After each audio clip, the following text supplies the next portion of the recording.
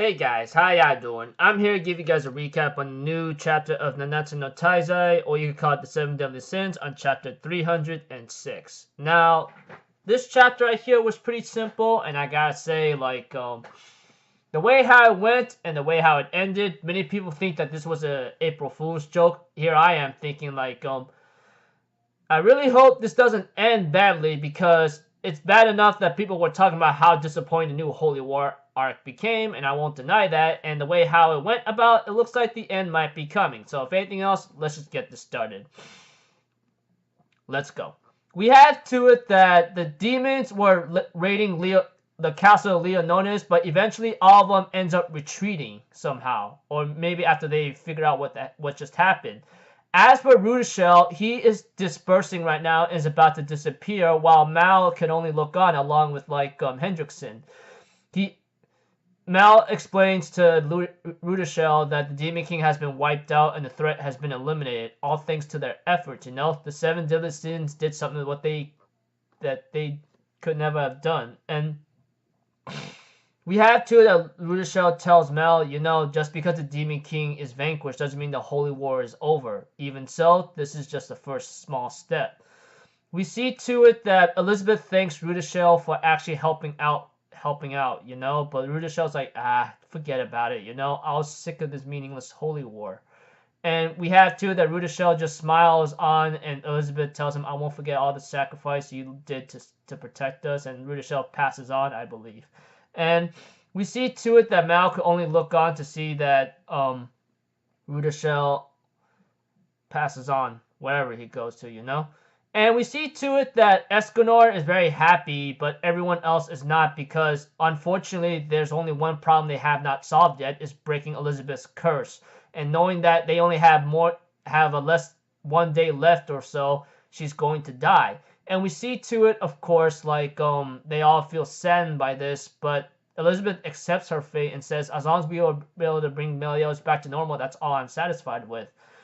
If Meliodas became the Demon King, we'll never be able to see each other again. And whereas if I die, I'll be reincarnated time and time again. And Merlin's like, you sure you want this? And we see to it that Meliodas says, sorry to butt in this middle of the conversation, but there is a way to break the curse. And everyone's like, huh? Are you deadly serious about this? Even Meliodas goes like, I actually gotten that power since I was in the purgatory and somehow got it here. But Gotha's like, I don't think you should be joking like that, especially when you wound up getting killed. But Meliodas explains like, I ain't joking. And we see to it that Bond agrees and says, you shouldn't be joking around like that unless you got a hold of it really badly. And we see to it that Meliodas says, alright, let's get to it, okay?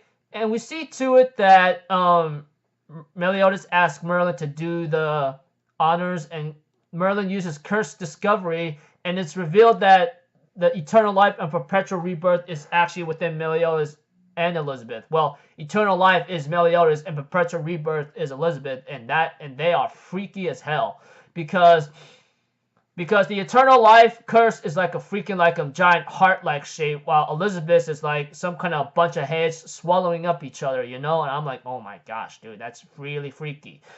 And we see to it that Meliodas transforms into some kind of form of his own somehow, and says I could finally fulfill the promise that I would do 3,000 years ago.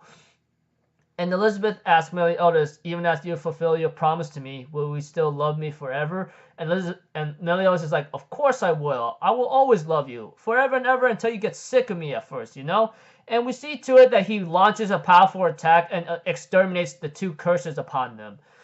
And we see to it that the curse was easily broken. Elizabeth hugs him and then says, this is just our beginning journey, Let's all head back to Leones, and then everyone is waiting for us. And the chapter ends off like that. And it says Epilogue 1. So, let's just say, the Holy War comes to an end, possibly, after the Demon King got defeated or vanquished, and then, Meliodas breaks the curse. Pretty simple, right? Which I go like, are you serious?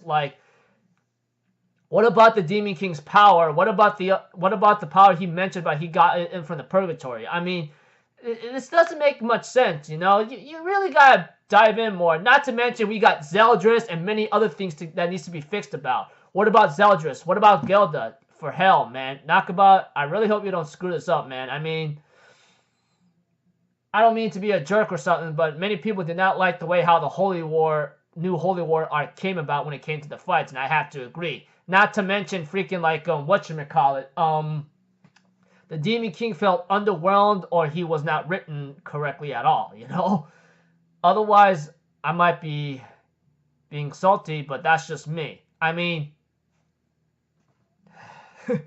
don't know what else to say, but I better see Zeldris with Gelda and freaking Meliodas, man. I'm gonna kill you or flip out like a salty freak if this does not go the way I want to go. But sometime this year, the 7 Deadly Sins was supposed to end, you know? I mean, if you guys been doing research, etc., you will understand that. So, until then, I will see you guys in the next video. I'm Alpha Zero, people. Have a good day, and I'll see you guys next time, alright? Peace out. Bye-bye. Toot-toot-toot!